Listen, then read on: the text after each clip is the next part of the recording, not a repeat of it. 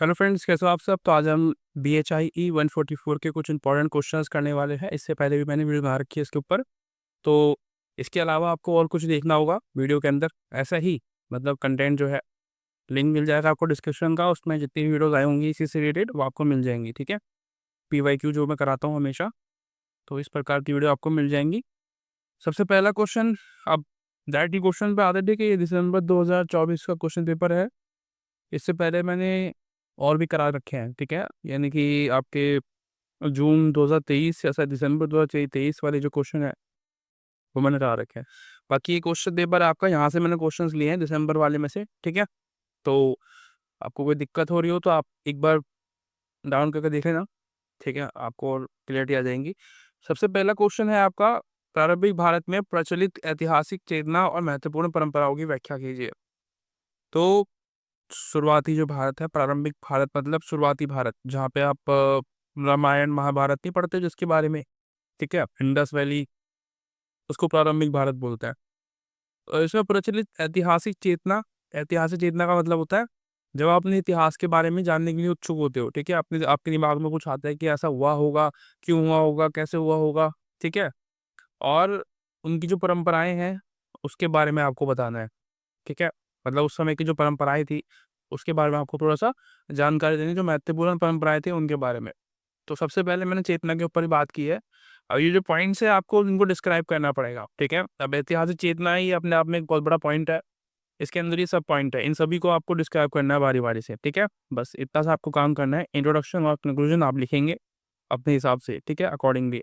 अतीत के प्रति जागरूकता मतलब ये हमें हमारे जो अतीत होता है, जो भी हमारा पास्ट है, बीता हुआ कल है, इसके बारे में हमें जानकारी प्रदान करता है। इसलिए अतीत के बारे में जागरूकता प्रदान करता है हमें कि हमारे पूर्वजों ने क्या किया, कैसे किया। आज हमें जो पता है कि हमारी शुरुआत होमोसिपियन से हुई थी, हम लोग पहले एक एनिमल थे, ठीक है। मतलब जो भी हमने शुरुआत किया, तो हमें कैसे पता चला, एक साक्ष्य के आधार पे, एक इमेजिनेशन के आधार पे कि ऐसा हुआ होगा, ठीक है। कुछ चीज़ तो हमने इमेजिनेशन किया, कुछ चीज़ के लिए हमें आप कह सकते हैं कि एविडेंस मिले हैं। एविडेंस मतलब जैसे कि पहाड़ जो जहाँ पे वो रहते थे गुफाओं में, पहाड़ के अंदर, और जो रहते हैं वो जगह मिली है हमें, ठीक है, जगह मिली है। उसके साथ साथ में उस जगह के अंदर यूज़ करने के लिए काफ़ी सारी चीज़ें आपको मिलेंगी वहाँ पे, ठीक है। सोने के लिए एक प्रॉपर तरीका बना रखा है वहाँ पे जहाँ पे सो सकते हैं वो लोग, ठीक है। और जलाने के लिए एक अलग से वो है, घर टाइप का है, उसमें जलाने का काम होता है, खाना मतलब खाना वाना बनाने का।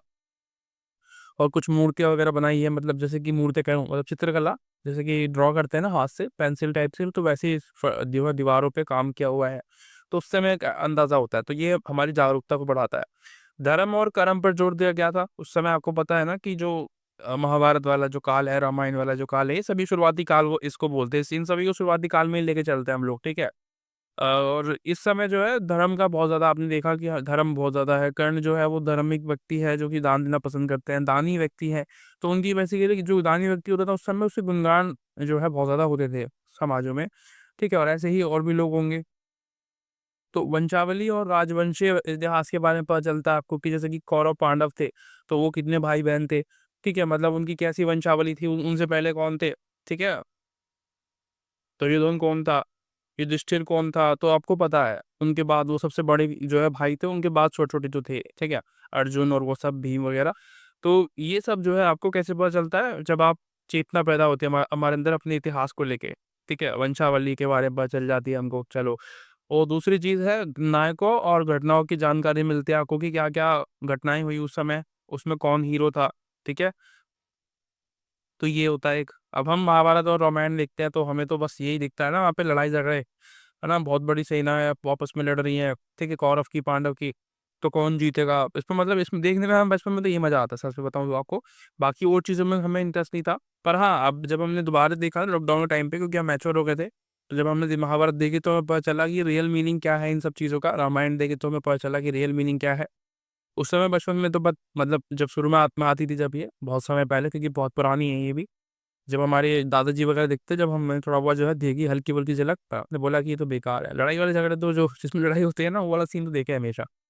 तो ये जो है आपको बेसिकली अपने इतिहास के बारे में जानने के लिए प्रेरित करती है। दूसरी चीज़ है परंपराएं, यानी कि पौराणिक परंपराओं चलती थी, यानी कि जो मिथ है वो बना दिए किस चीज़ को लेकर। देवता है भाई, देवता होते हैं, देखो, अगर आपने ये नहीं किया तो आपके देवता आपको परेशान करेंगे। और ऋषियाँ हुआ करते थे उस समय, ऋषि मुनि, ठीक है, और शाही राजवंश थे। तो पुराण में जो है ये सब लिखा हुआ है, ठीक है, ये सब चीज़ें थी, ऐसे-ऐसे काम करते थे। तो ये हमें पुराण से जानकारी मिलती है। हमारी जो परंपराएँ हैं, पुराण, परंपराएँ तो है ये एक प्रकार की, तो ये हमें पुराण जो है हमारी परंपरा है, तो इससे हमें कुछ चीज़ जानने को भी मिलती है। दूसरी चीज़ है वैदिक साहित्य, यानी कि जो वेद में लिखा हुआ है, वैदिक साहित्य में जो लिखा हुआ है, साहित्यों के अंदर, जैसे कि दान की प्रशंसा करना, कि भाई दान बहुत अच्छी चीज़ है, दान करना चाहिए, देखो इतने लोगों ने दान किया था उस समय, ठीक है। गाथाएँ जो है उनके बारे में, जो अच्छे-अच्छे बेसिकली जो महाराजा राजा थे, अगर वो दानी हुआ करते थे तो उनको जो है अपनी गाथाओं में, जैसे गाथे से गा के सुनाते हैं ना भाट जो होते हैं, तो उस तरीके से जो है उसको एक तरीके से एक्सप्लेन करना कि देखो ये इसने हमें इतने पैसे दिए हैं, दान किया है। तो ये बहुत मतलब दानी है, बहुत अच्छे हैं, इस तरीके के जो है वो गा के बोलते थे उसको। महाकाव्य में आपको पता ही है, रामायण, महाभारत, इसके उस पता है आपको क्या होता है इसमें, उनकी आप महानता समझ पाते हैं कि इसमें कौन महान था, महाभारत में कौन महान था, रामायण में कौन महान था। तो इस प्रकार से, ठीक है।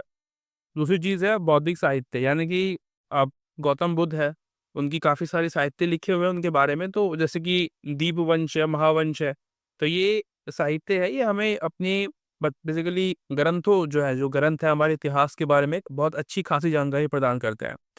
और काफ़ी हद तक आप जीवनी जब पढ़ते हैं किसी व्यक्ति की, ठीक है, कोई व्यक्ति होगा उस समय लेखक, तो वो अपनी जीवनी लिख रहा होगा, तो अपनी जीवनी से जुड़ी हुई चीज़ें बहुत सारी लिख देता है वो, ठीक है, अपने बारे में नहीं लिखता वो, साथ-साथ में अपने समाज के बारे में, अपनी बीवी-बच्चे सब कुछ, जो भी अपने आस-पास हो, ज्योग्राफी जो भी होती है। तो उससे हमें थोड़ा बहुत अंदाज़ा हो जाता है कि भाई यहाँ पे आस-पास में ऐसा रहा हो, क्योंकि जीवनी में वो कभी भी कोई गलत लिखेगा नहीं अपने आस-पास के बारे में, ठीक है। और शिलालेख और सिक्के, यानी कि उस समय के जो शिलालेख है, जो सिक्के हैं, ठीक है, वो भी हमें जानकारी देते हैं उस समय की परंपराएँ हैं हमारी। ये तो देखो, मैं ये परंपरा, आप सोचोगे कि ये परंपरा कहाँ से हो गई हमारी, ये परंपरा ही तो है, ये बौद्धिक इतिहास हमारी परंपरा है। ये हमें हमारे मतलब बौद्ध धर्म तो हमारे भारत को रिप्रेज़ेंट करता है ये, पर हमारे इंडिया के लोग समझते नहीं है इस बात को, ठीक है, कि हमारा जो एक तरीके से रिप्रेजेंटेटर है वो गौतम बुद्ध ही है, ठीक है। आप कहीं भी जाके बोलो कि मैं गौतम बुद्ध के देश से आया हूँ, तो वो आपको एप्रिशिएट करेंगे, आपको आदर करेंगे आपका, मतलब आपकी इज़्ज़त करेंगे, ठीक है। तो ये हमें जानकारी देता है, हमारे जीवनी आज की थोड़ी ना शुरुआत थोड़ी ना जीवनी की, जीवनी तो शुरुआत से पता नहीं कब से लिखते हुए शुरू हो रही है, ठीक है, बहुत पुरानी चीज़ें हैं ये सारी, तो परंपराएँ तो हैं ही हमारी, ठीक है। और वंशावली अभिलेख, यानी कि जो हमारे वंश के बारे में बताता है, तो वो भी हमें पता चलता है कि भाई गौतम बुद्ध के कितने और अवतार थे, तो ये भी वंशावली है, उसके बाद कौन आया, उसके बाद कौन आया, ठीक है। और जैसे कि रामायण, महाभारत में वंशावली को हमें पता चलता है कि कौन कितना पानी में था, किसका कौन भाई था, ठीक है, कौन किसके वंश में था। और दूसरा जो क्वेश्चन है वो है भारत के प्रारंभिक इतिहास के पुनर्निर्माण में शिलालेखों के महत्व पर लिखिए। यानी कि भारत के शुरुआती जो इतिहास था, ठीक है, शुरुआती मतलब वही प्रारंभिक इतिहास जिसके अभी हम पीछे बात कर रहे थे, उसके पुनर्निर्माण में शिलालेख जो होते हैं, शिलालेख मतलब जो हम शिल्पों पे लिखते हैं ना, पत्थरों पे लिखा जाता था पहले, क्योंकि कागज तो थे नहीं। तो शिलालेख मतलब जो पत्थरों पे लिखे जा रहे हैं, या फिर स्तंभों में लिखे जा रहे हैं, जैसे कि अशोक का जो दो धम्म का प्रचार करने के लिए उन्होंने स्तंभ वगैरह में लिखा, तो वो शिलालेख है, ठीक है, जो शिल्पों पे लिखे जाते हैं, ठीक है, शिल्प मतलब पत्थरों पे। तो वो उसके महत्व को पूछ रहा है कि ये शिलालेख कितने इंपॉर्टेंट होते हैं, इससे क्या फ़ायदा होता है हमें? अगर हम ये मतलब ये हमें मिलते हैं तो क्या होता है इससे? तो हमें वैसे आपको पता हो ना, ज़्यादा जानकारी हमें शिलालेखों से ही मिलती है, ठीक है? जैसे कि प्रमाणिकता हम कर पाते हैं, हम प्रूव कर पाते हैं कि वो सभ्यता रही होगी उस समय। हम विश्वसनीय जो है तरीके से बोल पाते हैं कि नहीं, ये तो वहाँ पे रहे ही होंगे। जैसे कि इंडस वैली है, तो इंडस वैली हमें कैसे पता कि वहाँ पे रही होगी, सिंधु घाटी की न नदी के आस-पास में? क्योंकि एविडेंस है वहाँ पे पूरे, अभी अभी भी वहाँ पे घर बने हुए हैं उनके, ठीक है? अभी भी दिखते हैं वो हमें। शिलालेख, पत्थर, धातु, मिट्टी के बर्तन, ये सारी चीज़ें जो है हमें उस समय की जानकारी देते हैं। बड़ी अच्छी, बड़ी गहरी और सबूत पेश करते हैं कि भाई देखो, ये लोग अगर नहीं होते तो ये सब कैसे बनता? तो ये इस प्रकार से। उसके अलावा राजनीतिक और प्रशासनिक व जानकारी भी मिल जाती है कि भई जैसे कि अशोक है, तो उनके समय में कैसी स्ट्रक्चर था समाज का था, छोड़ो उसका जो प्रशासनिक व्यवस्था थी, जो पॉलिटिक्स थी, वो कैसे काम करती थी, ठीक है? तो ये हमें जानकारी कैसे मिलती है? शिलालेखों से मिलती है, ठीक है? उसके अलावा वंशावली, वंशानुक्रम, कालक्रम, यानी कि जाल राजा के नाम, उनकी वंशावली का पता चलता है इससे, ठीक है? अशोक के शिलालेख हमें बताते हैं कि भाई अशोक कौन से नंबर के व्यक्ति है, ये तीसरे नंबर के हैं, ठीक है? इनसे पहले इनके फादर बिंदुसार, बिंदुसार से पहले उनके फादर कौन थे बिंदुसार के? चंद्रगुप्त, ठीक है? तो ये उनके बाद फिर अशोक के बाद इनके पुत्र हुए थे। बिंदुसार के मतलब जो चंद्रगुप्त थे वो उनके 2 पुत्र थे बेसिकली, बिंदुसार और एक और थे, ठीक है? शायद उनके नहीं, एक ही पुत्र थे उनके, क्योंकि उनकी बीवी मर गई थी, ज़हर खा लिया था उन्होंने गलती से, तो उनकी बीवी मर गई थी। तो उसके बाद फिर जो है ये जो है बिंदुसार हुए, बिंदुसार के फिर 2 पुत्र थे, अशोक और एक और थे, ठीक है? तो इन्होंने जो है सबसे आप नाम ज़्यादा अशोक का ही सुनते हैं, बिंदुसार कोई याद नहीं रखता कोई भी, या तो चंद्रगुप्त या तो अशोक। उन्हें लगता है कि जो चंद्रगुप्त है और अशोक है दोनों भाई-भाई हैं, पर ऐसा नहीं है, पोते हैं एक तरीके से, अशोक जो है चंद्रगुप्त के पोते हैं। और सामाजिक और आर्थिक जीवन, यानी कि आपको पता है ना उस समय दान वगैरह बहुत ज़्यादा था, तो ये आपको जानकारी मिलती है कि दान दिया जाता था। भूमि अनुदान थे, भूमि को मतलब दान देना, व्यापार मार्ग बनाना, सामाजिक वर्ग थे, जाति प्रथा, भेदभाव, इनकी जानकारी मिल पाती है आपको कि कैसे किस हद तक थे वो उस समय। उसके अलावा धार्मिक और सांस्कृतिक प्रथा, यानी कि देव और जो संप्रदाय है वो कैसे थे, पूजा जो है मूर्ति होती थी या फिर बिना मूर्ति के पूजा करते थे वो लोग, ठीक है? अब जैसे कि मोमडन्स है तो वो बिना मूर्ति के पूजा करते हैं, है ना? और जो हिंदू है वो मूर्ति की पूजा करते हैं, ठीक है? भगवान को देखेंगे, अपने घर में रखेंगे, उसकी पूजा करते हैं। वर्ड भाषा कैसी थी उनकी, ज्योग्राफिकल चीज़ें कैसी थी, आस-पास में क्या सा सिस्टम था, नदियाँ कैसी थी, तो वो सब हमें जो न नदियों के नाम पता चलते हैं आज कि भाई पुराने समय में इस नदी का ये वाला नाम था। कैसे पता चलता है? क्योंकि भाई शिलालेखों में लिखा हुआ है उसके बारे में, ठीक है? शिलालेख हमें बताते हैं कि उस समय उस नदी का नाम क्या था। हम पढ़ पाए हैं बहुत सारी लैंग्वेज हमने पढ़ ली है। बेशक हम इंडस वैली की जो लैंग्वेज है वो नहीं पढ़ पाए हैं अभी तक, पर बहुत सारी लैंग्वेज हम पढ़ पाए हैं अभी तक, ठीक है? काफ़ी सारी चीज़ें हमने पढ़ पढ़ रखी है। उसके अलावा तीसरा क्वेश्चन है, भारत के अतीत के बारे में यूनानी वृत्तांतों पर एक टिप्पणी लिखिए। यूनानी वृत्तांत यानी कि जो यूनान से जो लोग आए थे, जैसे कि यात्री के रूप में आते हैं ना वो लोग घूमने के लिए कि देखो भारत कैसा है। तो वो उन्हें ना अपनी जी जैसे कि लिखते हैं ना कि भाई यात्रा वृत्तांत लिखते हैं कि भाई हमने देखो ये सब देखा, भारत में आए हैं हम और ये इस भारत में इस तरीके की चीज़ें हैं। तो उससे हमें जो है बहुत सारी जानकारी भी मिलती है अपने भारत के बारे में भी। तो ये स्रोत है हमारे लिए भी, जैसे कि इसमें क्या आता है आपका, जैसे मेगास्थनीज़ है, मेगास्थनीज़ की इंडिका करके एक बुक है जो कि इंडिया में वो घूमे थे, रहे थे कुछ समय तक, तो उन्होंने इंडिका लिखी थी, ठीक है? और सिकंदर के साथ आए जो कुछ इतिहासकार थे, सिकंदर मतलब अलेक्जेंडर, ठीक है? आपने सुना होगा अलेक्जेंडर जो थे वो आए थे भारत में, बहुत ही ताकतवर व्यक्ति थे, मतलब आप समझो उनकी सेना बहुत पावरफुल थी। भारत में आ गए वो, और उसके बाद के ग्रीक रोमन लेखक जो है वो आपको मिलेंगे। एरियन, स्ट्रैबो, स्ट्रैबो, मतलब अजीब-अजीब से नाम है, तो इनको याद रखने की ज़रूरत नहीं है, मैं आपको शॉर्टकट बता देता हूँ। इनको बस याद ये क्या करना है कि आपको स्रोत याद रखने हैं क्या-क्या थे। जैसे कि मेगास्थनीज़ की इंडिका, सिकंदर के साथ आए कुछ इतिहासकार, ठीक है? और बाद के ग्रीक्स रोमन लेखक कुछ आए थे। तो ये आप थोड़ा बहुत जो है कहानी बना देना कि आए थे, उन्होंने भारत के बारे में बहुत जानकारी दी।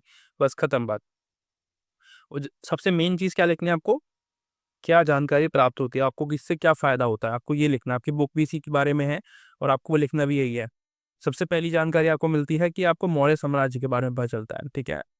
ये ज़्यादातर जो जानकारियाँ मिलती है ना हमें मौर्य साम्राज्य की, वो भारत के देशों से ही मिलती है। मतलब यूनानी जो लेखक हैं और बाहर के जो लेखक हैं, वही हमें बहुत ही अच्छी और बहुत ही सुलझी हुई जानकारी दे पाते हैं, क्योंकि अशोक के जो जो धर्म का प्रचार है, बस वही पता चलता है मोस्टली हमें, क्योंकि इंडिया में वही उन्होंने ज़्यादा किया।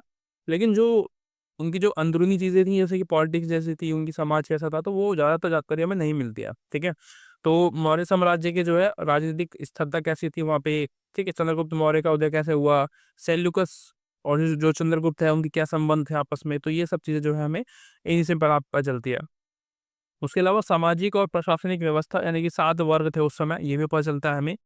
शायद आपने कभी नहीं पढ़े होंगे ये, पर हमें कुछ बाहर के लोगों की इससे पता चलता है कि कैसे-कैसे जो समाज था हमारा, वर्ग थे वो थे। ईश्वर था एक, ठीक है? एक किसान था, एक सैनिक था, एक चरवाहा था, एक जादूगर था, एक पर्यवेक्षक था और एक अधिकारी था। मतलब इस तरीके से जो है 7 लोगों का समूह था वहाँ पे, ठीक है? उस समय। मेगास्थनीज़ ने ये बताया कि भारत में दास प्रथा नहीं थी, तो मतलब अब पता नहीं थी भी कि नहीं थी, क्योंकि मेगास्थनीज़ रहे बहुत समय तक, लेकिन शायद उन्हें महसूस नहीं किया होगा कि इंडिया में जो है दास प्रथा नहीं थी, पर उस समय दास प्रथा थी। मुझे लगता है कि जो भी मैंने अभी तक पढ़ा है हिस्ट्री को, मैंने ये समझा है कि दास प्रथा उस समय थी इंडिया में। मैं मानता हूँ कि और जगह पे जैसे कि यूरोप वगैरह में बहुत ही खुल्लम-खुल्ला थी, मतलब एक तरीके से आप समझो कि वो कानूनी रूप से स्वीकार्य थी कि आप एक दास रख सकते हो, ठीक है? लेकिन इंडिया में इनडायरेक्टली जो है दास प्रथा थी, ठीक है? लोगों को अपने मतलब कर्ज़ ना देने पर उनको अपने साथ में रखना, उनको अपनी मर्ज़ी से कोई भी काम कराना, तो ये जो है इंडिया में था मुझे लगता है, पर ये जो कह रहे हैं आप उसको लिखना है आपको बस, ठीक है? इतना रखना है बस। मैंने आपको बस ये बताया कि आपको याद रहेगी इंडिया में भी थी, ठीक है? ऐसा नहीं है कि आप कहीं बोल दो कि नहीं थी। तो उनको लगता है कि नहीं थी, पर मुझे लगता है कि थी, क्योंकि मैंने जो भी पढ़ा है अभी तक, मुझे ऐसे ही लगता है। और बाकी आपकी मर्ज़ी है, आपको जो लगेगा, क्योंकि इसमें जो मैगज़ीन्स कह रहा है अभी आपको वही लिखना है, ठीक है? बाकी आपको ध्यान नहीं देना है। धार्मिक परंपराएँ जो है, यानी कि उस समय की जो धार्मिक परंपराएँ थी उसके बारे में जानकारी मिलती है कि कैसे-कैसे थी। और ज्योग्राफिक एक्सप्लेन किया उन्होंने, यानी कि नदी जो है, नदी व्यवस्था, हाथी, बाघ, सब चीज़ें, मतलब जो भी ज्योग्राफिकल चीज़ें हैं कि भई आस-पास में पहाड़ कितने हैं, ठीक है? और नदियाँ हैं, कैसा व्यवस्था है, वो सब चीज़ें जो एक्सप्लेन किया है वो उन्होंने किया है, ठीक है? अपनी बुकों में। भारत के जो बेसिकली यूनानी जो लेखक हुआ करते थे, ठीक है? उसके अलावा सेना के बारे में, ठीक है? युद्ध कला के बारे में, राजा की शक्ति के बारे में, ये सब जो है जानकारी उनको मिली है। तभी तो हमें पता चलता है कि अशोक कितने पावरफुल थे अपने आप में।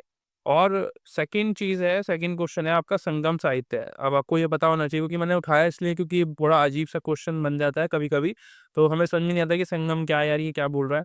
तो कुछ लोगों को पता भी हो सकता है, मैं ये नहीं कह रहा हूँ सबको नहीं पता है, पर ज़्यादा लोगों को नहीं पता होता कि संगम क्या होता है। सबसे पहले अर्थ समझ लो इसका क्या होता है। तमिल भाषा का प्राचीनतम लेखा, यानी कि जो तमिल में लिखा हुआ है, बेसिकली तमिल भाषा में ये लिखा है, आपको ये याद रखना सबसे पहले तो। और सबसे पुराना है ये, ठीक है? ये इसकी इम्पोर्टेंस क्या है, ये आपको साउथ इंडिया जो है ना हमारा, साउथ भारत जो है, उसकी बहुत ही अच्छी जानकारी आपको देता है, मतलब बहुत ही विस्तृत जानकारी। सिर्फ़ पॉलिटिक्स के बारे में नहीं, ये आपको समाज के बारे में, राजनीति के बारे में, आर्थिक व्यवस्था के बारे में, संस्कृति के बारे में सब कुछ जानकर देता है। मतलब एक पर्सनल भी देता है और एक प्रोफ़ेशनल लाइफ़ के बारे में भी देता है जानकारी। तो बहुत ही इम्पोर्टेंट होता है ये हमें कि हम संगम काल के बारे में पढ़ें, संगम साहित्य के द्वारा, ठीक है? संगम काल के बारे में, संगम साहित्य से पढ़ते हैं हम लोग कि भाई उस समय कैसा रहा होगा, उस समय का जो दौर है, मतलब अपना ये जो अपना एरिया है ना, जैसे कि तमिलनाडु और जो अपना केरला है, ये यहाँ की बात कर रहा है, ठीक है? तमिल में। क्योंकि तमिलनाडु और केरला उस समय एक ही थे, बाद में ये अलग-अलग हुए हैं, ठीक है? उसके अलावा विशेषता की बात की जाए तो इसमें विषय वस्तु की विविधता आपको देखने को मिलती है, यानी कि इसमें जीवन के सभी पहलू पर चर्चा होती है, ना कि केवल धर्म या फिर जो है युद्धों पे। मैंने आपको बताया ऊपर की पॉलिटिक्स, इकोनॉमी, ज्योग्राफी, ठीक है, कल्चरल, रिलीजन और पर्सनल, प्रोफेशनल, हर तरीके की लाइफ की बात होती है इसमें, इसलिए बहुत इंपॉर्टेंट है ये, बहुत ही विस्तृत जानकारी देगा आपको हमारे भारत के बारे में, हमारे साउथ भारत के बारे में, ठीक है? किसी धर्म का प्रचार नहीं करता है कभी भी, पर हाँ, जानकारी ज़रूर देता है ना? किसी धर्म के मतलब प्रचार, मतलब एड्स नहीं करी है इसके बारे में कि भाई ये धर्म बहुत अच्छा है, ऐसा नहीं बोला इसने। इसने बोला है कि इस धर्म में ये दिक्कत है, इस धर्म में ये अच्छाइयाँ है, ये बुराइयाँ हैं, बस ऐसा बोला है। मतलब जानकारी बहुत अच्छी मिलती है आपको संगम साहित्य से, अपने समाज के बारे में, अपने देश के बारे में। यथार्थवादी चित्रण मिलता है आपको, यानी कि प्रत्यक्ष जो देखा है ना, वही इसमें लिखा हुआ मिलेगा आपको, यानी कि जो देखा हुआ है कि जो ऐसा-ऐसा हो रहा है किसी के साथ में, ठीक है?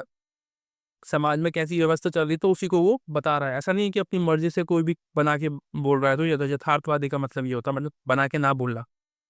उसके अलावा द्वैत विभाजन, मतलब एक इसका जो डिवीज़न है वो 2 पार्टों में किया गया है। पहला तो है अकम, दूसरा है पूरम। अकम में जो है कविताएँ हैं आपकी, प्रेम की कविताएँ, व्यक्तिगत चीज़ें आपको मिलेंगी।